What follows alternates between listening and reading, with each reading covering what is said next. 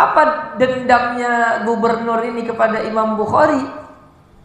Suatu ketika gubernur meminta supaya Imam Bukhari ini mau mengajari anaknya ilmu hadis, supaya mau datang ke rumah untuk mengajari anaknya ilmu hadis. Kata Imam Al-Bukhari, ilmu itu bukan mengetuk pintu. Ilmu itu yang diketuk, ilmu itu yang didatangi. Kalau memang anakmu mau mengaji, datang sama aku, bukan aku yang mendatangi. Bukan macam dia sama masjid nih.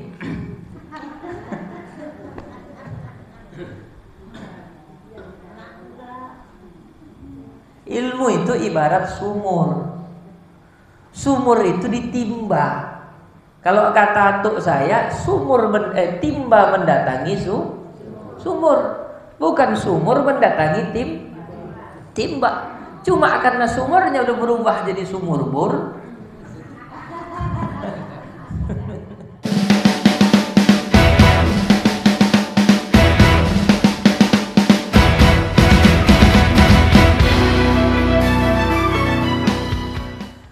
Imam Bukhari ini kan adalah ulama ahli hadis, ulama besar.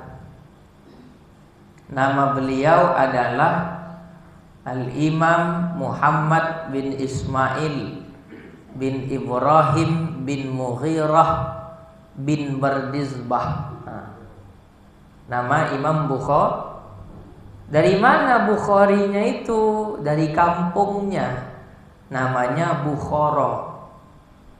Nama kampungnya Bukhara. Jadi Muhammad bin Ismail bin Ibrahim bin Mughirah bin Bardizbah Al-Bukhari. Ayah beliau ini adalah ulama besar. Beliau ini ketika diajak pergi haji ke Makkah, setelah itu tak pulang lagi. Menuntut ilmu lah dari Makkah ke Madinah, mencari hadis. Karena beliau pernah bermimpi, di dalam mimpinya itu beliau sedang memegang kipas. Kipas ini dibuat untuk mengusir lalat.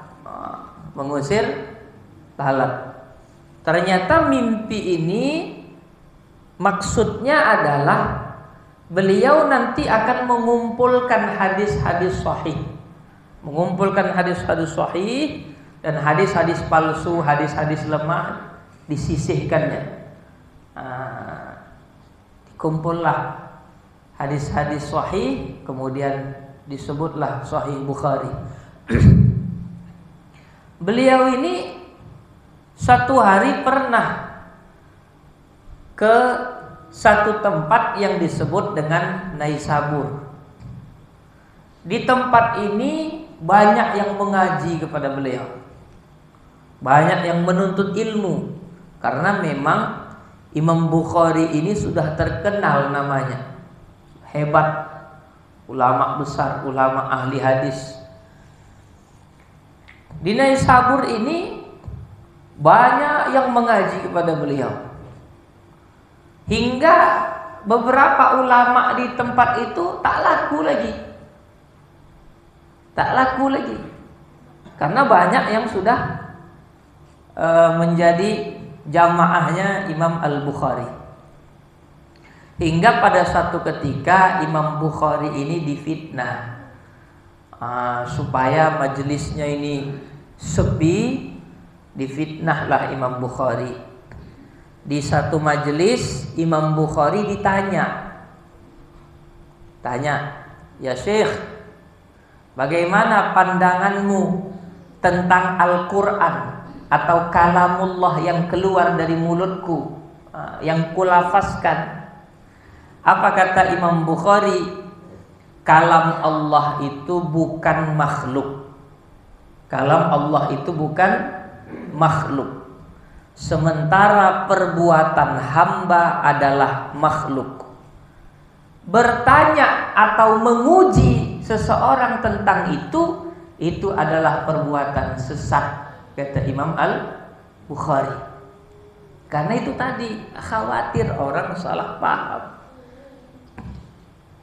Karena ini kemudian Imam Bukhari difitnah bahwa Imam Bukhari telah mengatakan kalam Allah makhluk.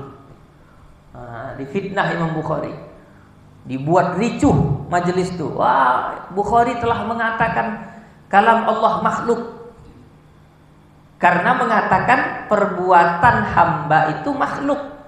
Berarti apa yang keluar dari kalam Allah dari mulut itu adalah makhluk.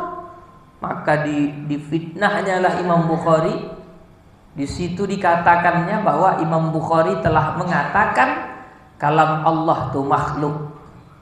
Maka banyaklah jamaah-jamaah ini yang mundur pada berhenti. Kenapa? Karena merasa bahwa Imam Bukhari ini tersalah di dalam menyampaikan masalah kalam Allah ini. Sehingga sebagian ulama yang sudah merasa dendam, merasa hasad, dengki dengan Imam Bukhari semakin memanas-manasi. Kata orang Medan, dikompor-kompori gas 20 kilo. Makin dikompor-komporilah bahwa Imam Bukhari itu sesat karena mengatakan kalam Allah itu makhluk. Sehingga akhirnya Imam Bukhari pun balik ke kampungnya. Mana kampungnya tadi? Bukhara. Inilah yang menjadi fitnah Imam Bukhari di Naisabur.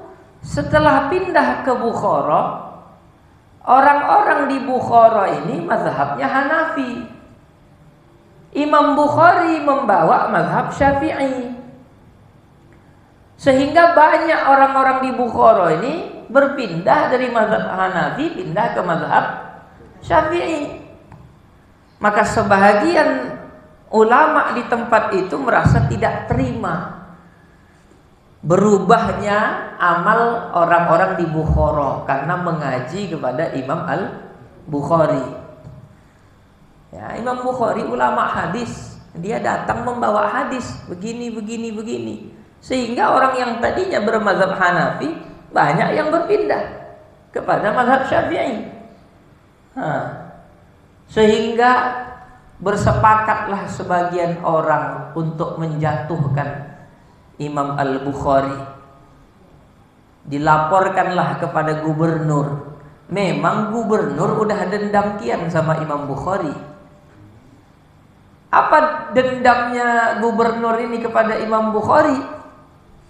Suatu ketika gubernur meminta supaya Imam Bukhari ini mau mengajari anaknya ilmu hadis, supaya mau datang ke rumah untuk mengajari anaknya ilmu hadis.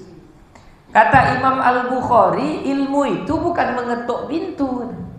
Ilmu itu yang diketuk, ilmu itu yang didatangi. Kalau memang anakmu mau mengaji, datang sama aku, bukan aku yang mendatangi. Bukan macam dia sama jin nih.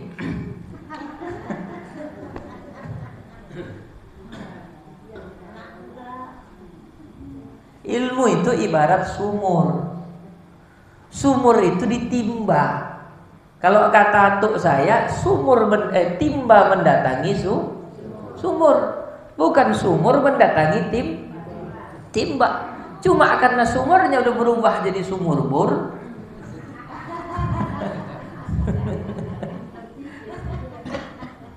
Maka kalau dulu kita ngaji Quran, kita yang mendatangi guru. Kita datang ke rumah guru tuh. Ada yang datang bawa kelapa, ada yang datang bawa sayur, ada yang datang bawa buah, macam lah.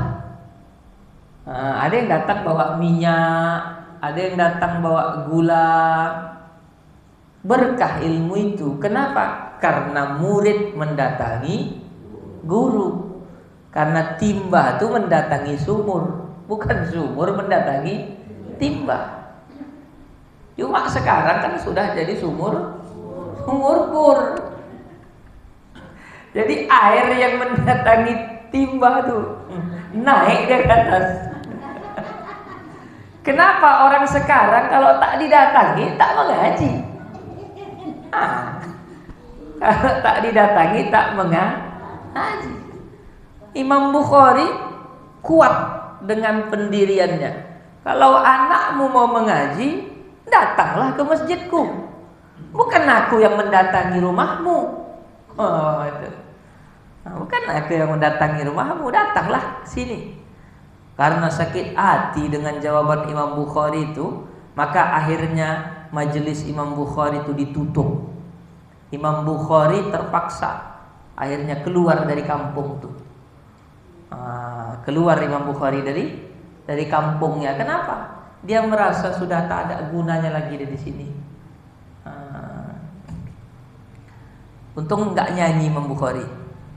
Biarlah aku pergi dahulu, tidak tertahan lagi derita. Semoga yang tinggal senyum selalu, yang pergi hilang lenyap berita. Nah, keluar. Kemudian Imam Bukhari berdoa, ya Allah, kemarin-kemarin dunia ini terasa luas, sekarang dunia ini terasa sempit, ya Allah. Matikan aja lah aku, ya Allah. Matikan aja, ya Allah.